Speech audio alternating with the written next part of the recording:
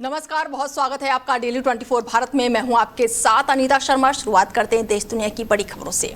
प्रधानमंत्री नरेंद्र मोदी ने भारतीय राजनीति में एक नया इतिहास रच दिया है। 10 जून को उन्होंने देश के सबसे लंबे समय तक लगातार निर्वाचित प्रधानमंत्री रहने का रिकॉर्ड अपने नाम कर लिया है।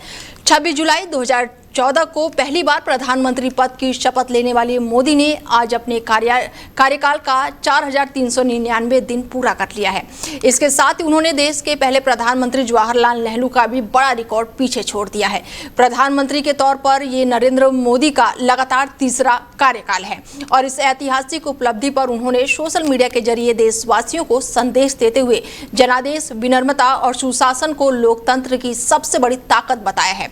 उन्होंने लिखा कि समर्पण, कर्तव्य निष्ठा और जनता के प्रति प्रतिबद्धता ही विश्वास अर्जित करने का आधार है। इसके साथ उन्होंने संस्कृत का एक श्लोक भी साझा किया है। गौरतलब है कि प्रधानमंत्री नरेंद्र मोदी ने 2014, 19 और 24 के लोकसभा चुनाव में लगातार जनादेश हासिल करके प्रधानमंत्री पद संभाला है। वहीं जवाहरलाल नेहरू का उन्होंने बड़ा रिकॉर्ड तोड़ दिया है और अब तक 4399 दिन का कार्यकाल पूरा करते हुए नरेंद्र मोदी ने ये ऐतिहासिक रिकॉर्ड अपने नाम किया है। वहीं यूपी के मुख्यमंत्री योगी आदित्यनाथ के निर्देश पर यूपी सरकार 3 तलाक और एसिड अटैक जैसे सामाजिक त्रासदियों से प्रभावित महिलाओं को मुख्यधारा से जोड़ते हुए एक बड़ा कदम उठाने जा रही है। सरकार ने ऐसी महिलाओं को प्रधानमंत्री आवास योजना और मुख्यमंत्री आवास योजना के तहत पक्का मकान उपलब्ध कराने का फैसला किया है। इसके साथ ही पीड़ित महिलाओं और उनके आश्रितों को आयुष्मान भारत, प्रधानमंत्री जन आरोग्य योजना तथा मुख्यमंत्री जन आरोग्य योजना का लाभ दिया जा रहा है। महिला कल्याण विभाग ने 3 तलाक, एसिड अटैक और पीड़ितों और निश्रित महिलाओं को सत्यापित डाटा जुटाने की प्रक्रिया शुरू कर दी है। मुख्यमंत्री योगी आदित्यनाथ ने अधिकारियों को निर्देश दिया कि जिन पीड़ित महिलाओं के साथ स्थायी आवास नहीं है उन्हें प्राथमिकता के आधार पर योजनाओं से जोड़ा जाए। वहीं एसिड अटैक और पीड़ितों के इलाज, सर्जरी और पुनर्वास को ध्यान में रखते हुए स्वास्थ्य सुविधाएं सुनिश्चित की जाए, जबकि 3 तलाक से प्रभावित महिलाओं को आर्थिक और सामाजिक सुरक्षा देने पर विशेष जोर दिया जाएगा। मुख्यमंत्री योगी आदित्यनाथ ने उच्च स्तरीय बैठक में अधिकारियों को स्पष्ट रूप से निर्देश दिया है कि उन्होंने कहा है कि जिन महिलाओं को 3 तलाक या फिर एसिड अटैक जैसी गंभीर समस्याओं का सामना करना पड़ता है और जिसके पास स्थायी आवास नहीं है, उन्हें प्राथमिकता में रखा जाए।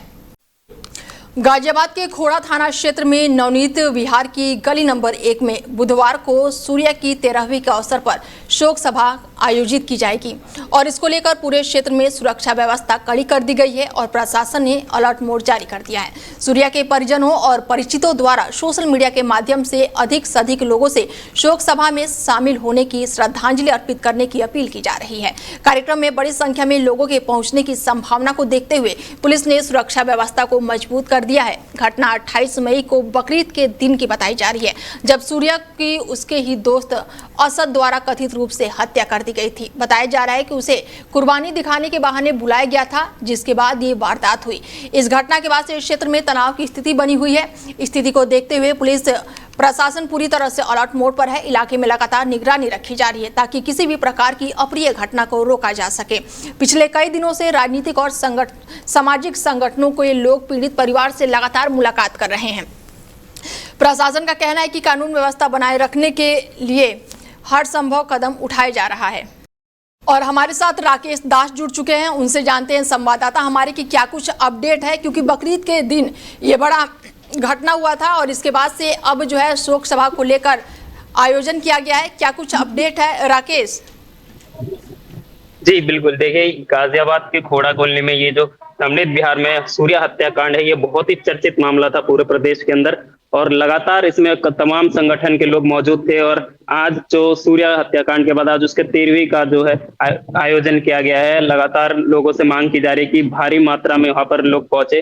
तमाम उनके मित्र, परिजन और हिंदू संगठन द्वारा ये आयोजन किया गया। हालांकि सूर्य हत्याकांड जो 28 तारीख को बकरीद के दिन सूर्य को चाकुओं से मारकर हत्या कर दी गई थी, जिसके बाद ये पूरा माहौल बिगड़ गया था। जिसके बाद तमाम हिंदू संगठन के लोग, राजनीतिक नेता, तमाम ऐसे प्रशासन के लोग वहां पर पहुंचे तो और माहौल को संभाला। लगातार वहां पर भारी पुलिस बल की तैनाती की गई थी। लगातार लोगों की मांग की जा रही थी कि असद का एनकाउंटर हो और बुलडोजर का एक्शन देखने को मिले। उसी को चलते जो असद का है वो एनकाउंटर किया गया। लगातार जो बाकी 6 अपराधी है उनको पुलिस की गिरफ्त में है और जो असद का घर है उस पर भी बुलडोजर एक्शन को मिलेगा। 15 दिन का उसको नोटिस चस्पा किया गया। हालांकि अभी 2 दिन बाद हो सकता है, 15 दिन आएगा उसके बाद देखना होगा कि उसके घर पे जो बुलडोजर का एक्शन देखने को मिल सकता है। और उसी की कार्रवाई में पुलिस प्रशासन ने 3 ऐसे मदरसों पर भी बुलडोजर का एक्शन करने के लिए उसको 3 मदरसों को सील कर दिया। लगातार इसी प्रक्रिया में गाजियाबाद प्रशासन पूरे तरीके से अलर्ट मोड में लगातार उसी प्रकार दासना मसूरे में एक अवैध मदरसा का ढांचा को तबाह कर दिया गया। साथ ही साथ ग्राम कनौनी में भी एक मदरसा को सील कर दिया गया। लगातार सूर्य हत्याकांड के बाद इस प्रकार से मामला जो है सामने आ रहा है और जितने भी अवैध अतिक्रमण जो मदरसे है उन पर कार्रवाई की जा रही है। उसी प्रकार से आज 13वीं है, उसके चलते तमाम ऐसे लोगों को आमंत्रित किया गया है उसका शोक सभा के लिए। और देखना होगा कितने लोग यहाँ पर पहुंचते। इसी को चलते तनावपूर्ण माहौल है खोड़ा का। इसी को चलते हुए भारी पुलिस बल की तैनाती की थी। पीएससी, आरआरएफ जैसे तमाम ऐसे जो भी फोर्स है उनको यहाँ पर भारी बल की तैनाती की गई है। जो तैयारियां देखने को मिल रही है, बड़ी तैयारी चल रही है प्रशासन की अगर मैं बात करूं तो क्या कुछ तैयारियां चल रही हैं और क्या कोई बड़ा दिग्गज भी यहां पर पहुंचने वाला है? जी, फिलहाल तो अभी इसकी कोई पुष्टि नहीं हो पाई है, लेकिन लगातार देखने को मिल रहा है तमाम ऐसे बड़े नेता, दिग्गज, तमाम हिंदू संगठन के लोग यहाँ पर, हिंदू रक्षा दल के, विश्व हिंदू परिषद के तमाम ऐसे लोग, जो हमारे मेयर है सुनीता दयाल, तमाम ऐसे हमारे बीजेपी के सुनील शर्मा विधायक जी, तमाम ऐसे लोगों ने वहां पर, जब सूर्या का हत्या हुआ था उसके बाद तमाम ऐसे लोग वहां पर पहुंचे तो सभी ने उनकी जो मदद करने की कही थी, बात कही थी, वो वहां पर कहीं ना कहीं उनको पूरा करने का तमाम, जो हमारे गाजियाबाद के डीएम साहब वहां पर पहुंचे थे, सीओ साहब पहुंचे थे, तमाम उन लोगों की सारी बातों को सुना गया था। उसके बाद उनको, हालांकि जो परिवार है उनको किसी प्रकार से जो नौकरी की है उसकी भी पुष्टि की गई है, उनको नौकरी दी गई है, हालांकि उनके परिवार को आर्थिक मदद भी दी गई है। अब देखना होगा कि किस प्रकार से जो उनकी कार्रवाई है उस प्रकार से कार्रवाई होती है कि नहीं। बिल्कुल, ऐसे में राकेश, पीड़ित परिवार जो है वो लगातार सोशल मीडिया के माध्यम से लोगों से अपील कर रहा है कि वो ज्यादा से ज्यादा संख्या में शोक सभा में पहुंचे। वहीं असद की अगर मैं बात कर लूं तो असद का एनकाउंटर हो चुका है, तो क्या दोनों परिवारों के बीच की अगर मैं बात करूं तो क्या कुछ अपडेट निकलकर सामने आ रहा है राकेश?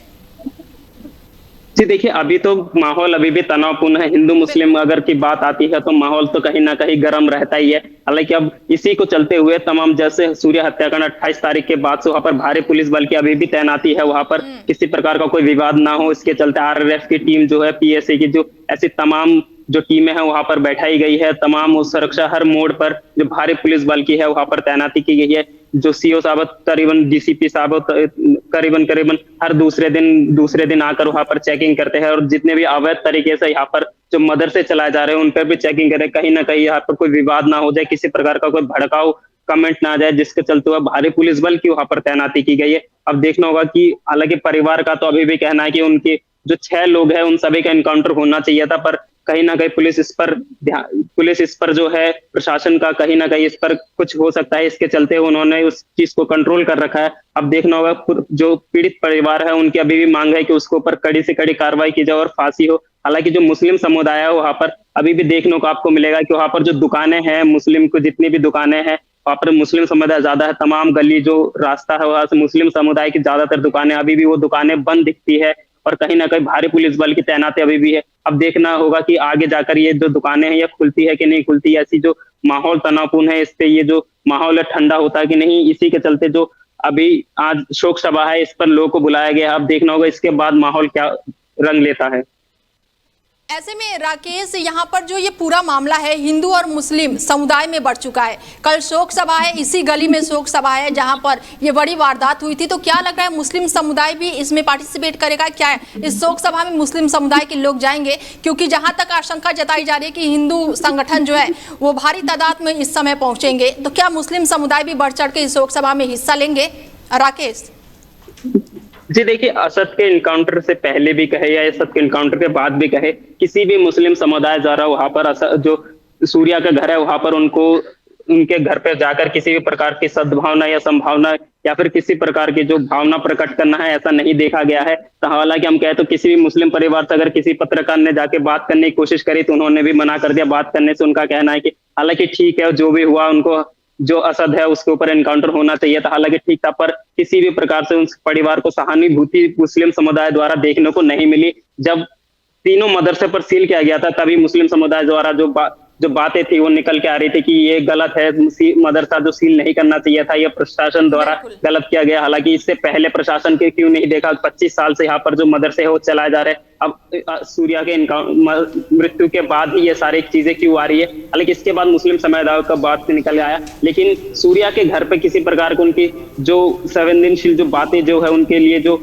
चीजें होती है, जैसे हम किसी की घर के मृत्यु हुई है उसको जो संवेदना दे, उस प्रकार की गतिविधियां देखने को नहीं मिली। हालांकि लोगों का, मुस्लिम समुदाय का डर भी है, कहना है कि भारी संख्या में हिंदू रक्षा दल के वहां लोग मौजूद रहते हैं, हिंदू संगठन के लोग रहते हैं। अगर पुलिस भी इस पर कंट्रोल करिए, किसी मुस्लिम समुदाय के लोग वहां पर ना पहुंचे, जिससे अगर वाद विवाद हो जाए तो भड़काऊ बयान आ जाए तो इससे वाद विवाद हो सकता है, जिससे विवाद और बड़ा हो सकता है। इसके चलते मुस्लिम परिवारों को वहां पर आने के लिए हालांकि पुलिस भी मना करती है, और कहीं ना कहीं आपको यहाँ पर मुस्लिम समुदाय के लोग ना के बराबर देखने को मिल रहे हैं। ठीक है राकेश, तमाम जानकारी के लिए बहुत शुक्रिया आपका। बता दें कि गाजियाबाद के खोड़ा का पूरा मामला बताया जा रहा है, जहां पर सुरक्षा के कड़े इंतजाम किए गए हैं, पुलिस और पैरामिलिट्री फोर्स तैनात किए गए हैं और हत्या के बाद से क्षेत्र में तनाव की स्थिति बनी हुई है।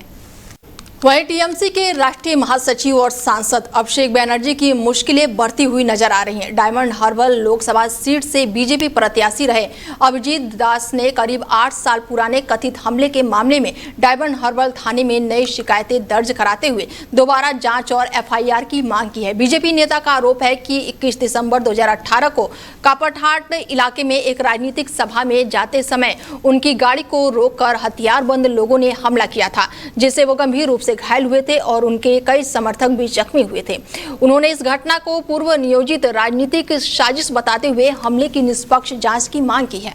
शिकायत में अभिषेक बनर्जी समेत 6 लोगों के नामों का उल्लेख भी किया गया है। साथ ही घटना में कथित रूप से शामिल 150 से 160 लोगों की भूमिका की भी जांच की मांग की गई है। बीजेपी नेता ने सीसीटीवी फुटेज, मोबाइल लोकेशन, प्रत्यक्षदर्शियों के बयान और मेडिकल रिकॉर्ड की जांच करने की मांग उठाई है।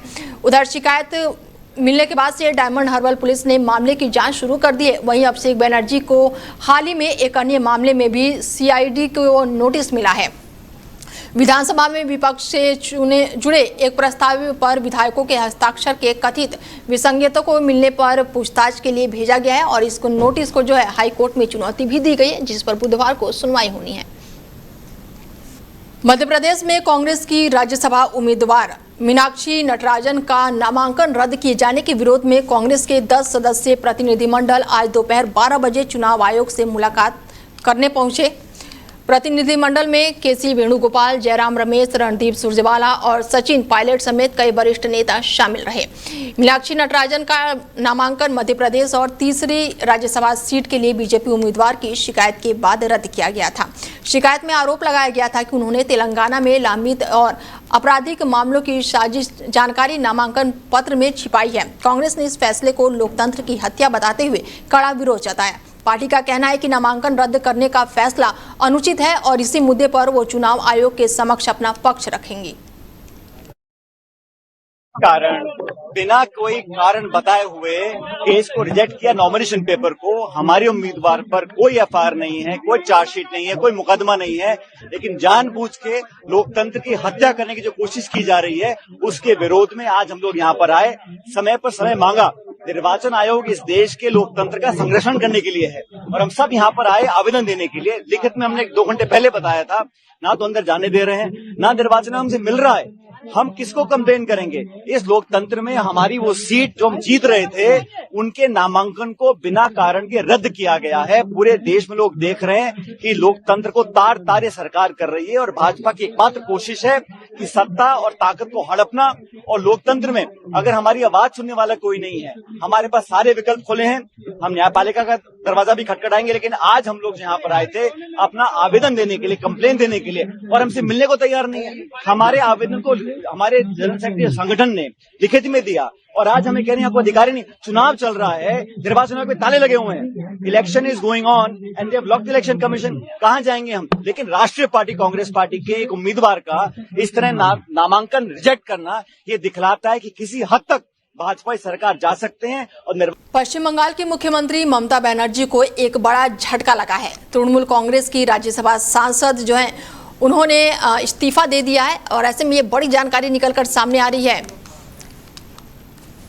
बता दें कि असम के सिलचर की रहने वाली सुष्मिता देव जो है 2014 में कांग्रेस की टिकट पर लोकसभा सांसद चुनी गई थी और वहीं पूर्व केंद्रीय मंत्री की वो बेटी हैं। कांग्रेस में महिला कांग्रेस की राष्ट्रीय अध्यक्ष की जिम्मेदारी भी संभाल चुकी हैं। साल 2021 में उन्होंने कांग्रेस छोड़कर टीएमसी का दामन थाम लिया था और इसके बाद से ममता बनर्जी ने उन्हें राज्यसभा भेजा था। राज्यसभा सदस्य के रूप में वो कई सांसदीय समितियों से जुड़ी रहीं और महिलाओं से जुड़े मुद्दों पर मुखरता से अपनी बात रखती थी। हालांकि उनके इस्तीफे से पीछे की वजह को लेकर अभी तक कोई भी आधिकारिक बयान सामने नहीं आया है।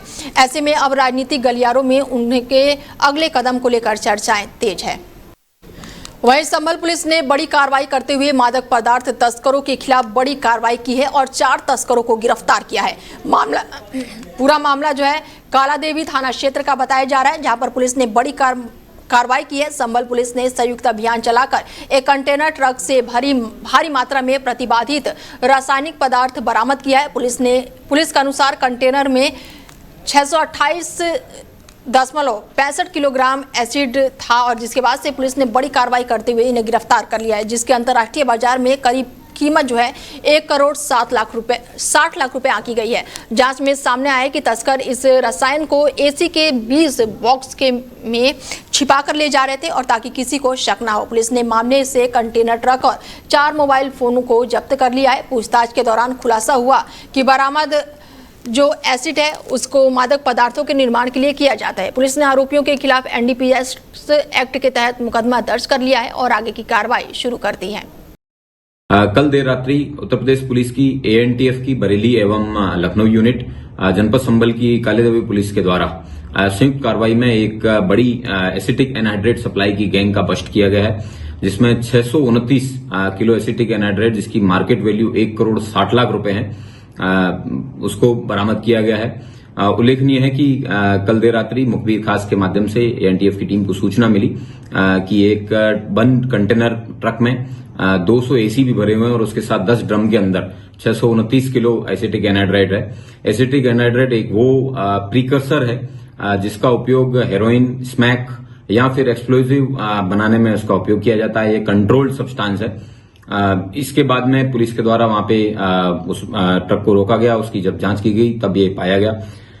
ये इसमें कुल 4 लोग गिरफ्तार हुए हैं, जिनके नाम शोएब पुत्र सफीक चौधरी है, ये सैसवान बदायूं के रहने वाले हैं। नाजिम पुत्र अब्दुल है, ये संभल नखासा का ही रहने वाले हैं। एक राजपाल पुत्र तोताराम है, बरेली के हैं, और मदन पाल है, ये भी संभल के रहने वाले हैं। वहीं यूपी के कुशीनगर क्षेत्र में 2 सगी बहनों की संदिग्ध परिस्थितियों में हुई हत्या ने पूरे इलाके को झकझोर कर रख दिया है। मामला जो है वो पिपरा घाट का बताया जा रहा है, जहां पर युवती की मौत के बाद से पुलिस ने जांच तेज कर दी है। पुलिस की शुरुआती जांच में पारिवारिक विवाद और दोनों युवतियों के संबंधों को लेकर चल रहे तनाव की बात सामने आई है। आरोप है कि परिवार के भीतर लंबे समय से इस मुद्दे को लेकर विवाद चल रहा था और घटना के बाद से गाँव में दहशत और चर्चा का माहौल बना हुआ है। सूचना मिलते ही पुलिस मौके पर पहुंची है और दोनों शव को कब्जे में लेकर पोस्टमार्टम के लिए भेज दिया है। मामले में 2 लोगों की हिरासत में लेकर लगातार पूछताछ की जा रही है, जबकि एक अन्य आरोपी की तलाश जारी है। अपर पुलिस अधीक्षक ने भी घटनास्थल का निरीक्षण करके जांच टीमों को आवश्यक दिशा निर्देश दिए हैं। पुलिस अधिकारियों का कहना है कि पोस्टमार्टम रिपोर्ट और अन्य साक्ष्यों के आधार पर मामले की निष्पक्ष जांच की जाएगी, ताकि जो भी तथ्य हैं वो सामने आए। जनपद कुशीनगर के थाना शिवरही के ग्राम पिपरा घाट देवनारायण टोला की एक घटना है, जहां पर राम प्रसाद साहनी, जिनकी उम्र 50 वर्ष है, इनके द्वारा अपने दोनों पुत्रों के साथ मिल करके अपनी 2 पुत्रियों की डंडा मार करके हत्या कर दी गई है।